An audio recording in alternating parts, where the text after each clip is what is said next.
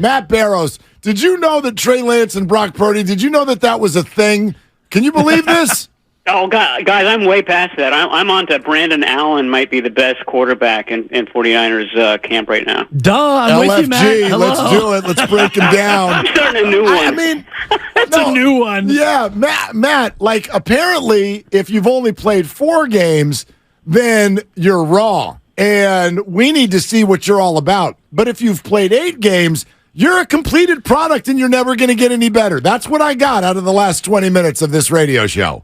Yeah, well, I mean, here's my take on it. I have a hard time just basing it off of, something called history.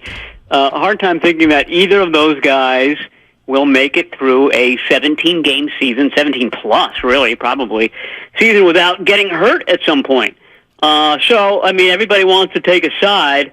They should go with this guy and trade that guy, but they're going to need both guys. They're going to need all the guys at some point. So just root for the 49ers instead of one guy or the other. I'd rather root for one guy than the other in June, Matt, and I'd appreciate it if you wouldn't ruin 3 months of good quality sports radio content. It's true. I'm sorry. Sorry to be the voice of reason. I know that's not. I was hoping your call would have dropped right then because I hate voice of reason. Well, I tried that take like 2 days ago. That take stunk. Yeah, exactly. Yeah, so, I'm against that take. What I'm into is... That's why I tattooed BP on my forehead. Right. Go Brock Purdy. Yeah. Matt. Let's go. Exactly. You're team Brock Purdy, and I'm team whatever you don't say because it's better for the show. All I was saying, Matt, is that I think that Brock Purdy is closer to his ceiling than Trey Lance is to his ceiling. Let's talk about ceilings, Matt. Did you say ceilings or feelings? Exactly. Is there a question in there, interviewer? You got something from Matt Barrows or not? Let's explore our ceiling. Yeah, exactly. I love it. That is a great name for a show. Crown molding, Matt. Yes or no? Thoughts?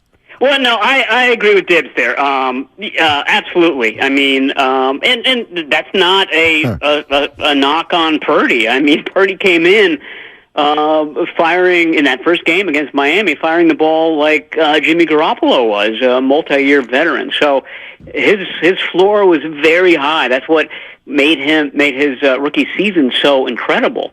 But yeah, I mean, I think that was the whole reason that the 49ers drafted Trey Lance, is that they thought that his ceiling was incredibly high, and that if Kyle Shanahan, who's very, very specific about his quarterbacks, if he got enough time with this guy and had the ability to mold the raw materials the way he wants to mold them, that the sky would be the limit. And, because of these injuries, that's been put off a little bit. But I think that the kernel of that still exists. And that's what the 49ers are searching for this spring, and by all accounts, he's making the necessary steps, and he was making them in September of last year too. That's what sort of gets me about the critiques of him. He was on his way. He was looking good. No, he didn't play great in the rain in Chicago, but nobody did. I mean, it's not like the Bears quarterback was phenomenal either. It was a sort of a special circumstance game. So, I mean, it's very hard to make any sort of judgment about Trey Lance at this point. Matty Barrows, The Athletic, with us here, Willard and Dibs, 95.7 The Game. Matt, what about this? Because this is what I really think is what could come down to the bottom line. I know you don't think that anyone's going to get through healthy, but what if they do? Everyone's so excited to get the answers on Trey Lance.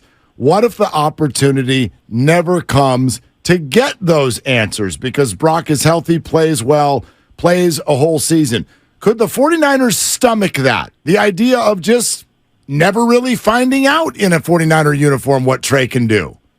I mean, I think that would be balanced by the fact that if Purdy plays 17 games, he was healthy and then probably had a really fantastic season. So, there would be that regret that, like what I just described, Shanahan's big project never really pans out, but it would mean that another project did and panned out very well.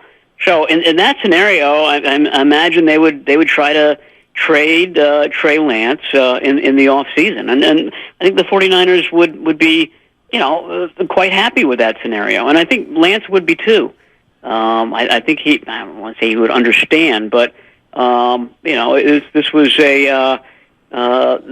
what you just painted is sort of a once in a lifetime thing where you draft a guy as Mr. Irrelevant and he becomes a starter for a Super Bowl caliber team.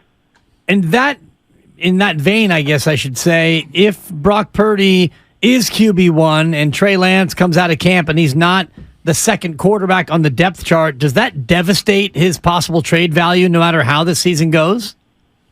Yeah, I think so. I mean, it means that a guy who everybody kind of has dismissed as a bust, Sam Darnold, has surpassed him. And he's in his third year in this offense, and Darnold is in his first. So, yeah, I think so. Again, I mean, I feel like there's a good chance that we see a little bit of all of these guys at some point during the season. And Lance will get his chance to prove himself, and in proving himself, he'll get his chance to really kind of crank up that value if it ever comes to that. Matt, we also were having a conversation about Debo and Ayuk. Where do you think this is going? Can they put that much money into one position room?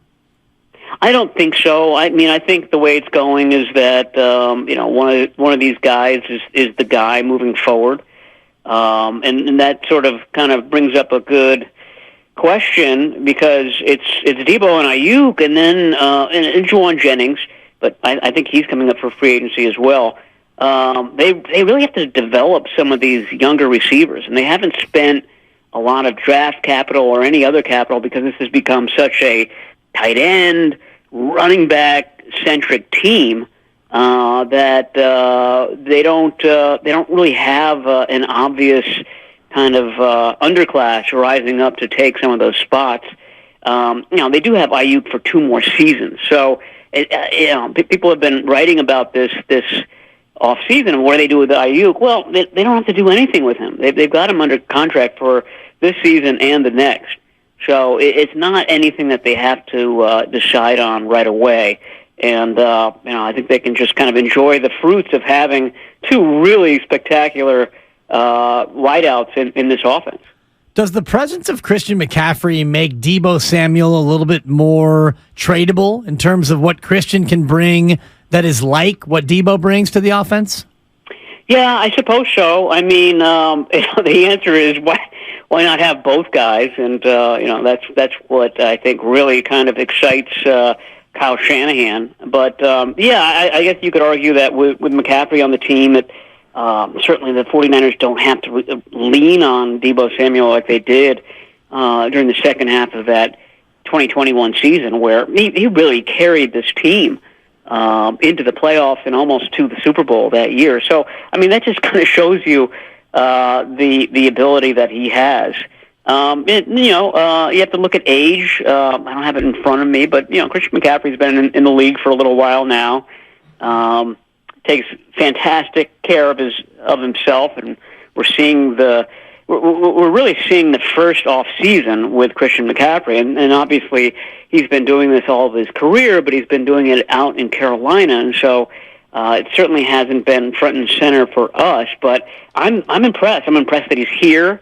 I'm impressed that while most of the veterans on this team are sort of loitering on the sidelines during these practices, McCaffrey's going 100%. That sets a tone, and it sets an example. And I think that is something that the 49ers are really loving to see right now. Matt, tell us about Jair Brown and what he looks like so far. He's looked really good. I mean, in terms of eyeball test, you look at him out there, he's a big guy, moves around well. He's sort of playing around the line of scrimmage, which I think is going to be his forte. Now, Brandon Ayuk said the other day that in the practices that we haven't seen, reporters haven't seen, that Brown has had 3 or 4 interceptions. My reporter's skepticism was saying to himself, I wonder if that is accurate or not. But we've seen one almost interception by Brown, and he couldn't quite handle a tip pass. But Ayuk's account is that he's around the ball all the time. It's been a good start for him. It's been a good start for a lot of these rookies, I think. I think this is a really kind of smart group. They picked up the offense and the defense quickly. It's a fast group. The linebackers have jumped out in that regard. So, the early returns on Brown and the rest of this class are really positive. The tight end position looks to be an interesting one as we head into camp with Cameron Latu and other draft picks, maybe pressing Warner and Dwelly. How do you see that shaking out beyond George Kittle at the tight end spot? Yeah, I mean, it's a question as to whether these two draft picks can displace Warner and Dwelly, who obviously have the advantage of having been here a long time. And Warner's sort of developed as a very good special teamer as well.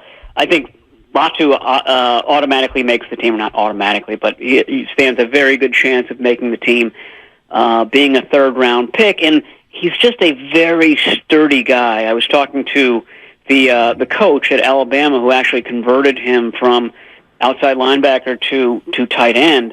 And the reason why they did that conversion is he was just stronger than everybody else. He's a naturally strong guy. As an 18-year-old, he was a hard guy to move when he was playing outside linebacker, and they thought that those traits would hold up very well as a tight end. And that was the first thing he was good at was inline blocking. And that's quality one for a 49ers tight end. You have to be able to line up at the end of the offensive line and block defensive ends sometimes. And that's a tall task for a tight end. But it's something that they think that Latu, just given his natural strength, and a lot of it is lower body strength, he's just a strong guy. That alone, he's going to be good at because he's got the ability to do it. So I think that gives him a leg up, or a good way to describe it is a really strong platform for being a tight end in this offense, and then he's got to build the rest from there. Matty Barrows, The Athletic. Now I'm going to do something crazy here. This is going to be very, very... with no net? I mean, just this is wild, Matt. I'm going to circle back to the quarterback position. Oh, God. Wow, okay. Yeah, I know, right? Surprising. Okay, so here's my question. Is Kyle Shanahan going to make it, Matt? You know how this works. You've been around it for years. And decades. This position, the excitement, the discussion, the amount of information, misinformation, opinions, as we go through the summer and this actually gets into camp and everything that everybody's going to want to know and ask about in every press conference, is Kyle going to lose it or not? It's a very good question because nothing gets under Kyle Shanahan's skin. And to his credit, he's very even-keeled and has been since 2017 on most topics. But when it comes to quarterbacks, and when it comes to kind of questioning his decision-making at quarterbacks, whether it's who you're going to take with this pick in 2021, or why are you running Trey Lance so much, that's when he bristles. So you're absolutely right to kind of identify that as a possible tension point because that's what it's all about. I was on a radio show recently, and all they asked about really was quarterbacks. Oh, God. I mean, they started with quarterbacks, and then they looped around the quarterbacks at the end of the interview. So, I mean, that just kind of shows what's coming for Kyle Shanahan and that group. That's super weird. We wouldn't do that here. But we would circle back to it in order to elicit that's a great question. So I guess that's the show. Who's winning that's a great question. Well, he is now, man. I'm pitcher's duel. I'm up 1-0 now. Yeah, and watch this. There was one earlier. Watch this. Don't you talk block, man. Dibs is going to be like, what'd you have for lunch today? And you're like, that's a great question. I'm trying to tie things up here. It's getting late on a Friday, Matt. I'm running out of time. The Nick Bosa contract extension. Now, I could grandstand like Mark did for 2 minutes, but just tell me where we are with the Nick Bosa extension. That's a great question. I don't think that we're close at this point, but I think that's once these OTAs wrap up, and that's going to happen soon. Kyle Shanahan usually kind of ends the spring season a little early as a gift to his veterans.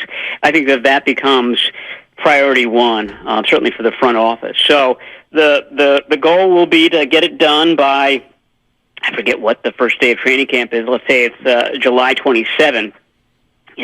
Which is about when they got the Fred Warner deal done, about when they got the George Kittle deal done. That's what John Lynch has been saying. We've got a good track record of doing these sorts of deals and taking care of our best players. That's our intent with Nick Bosa.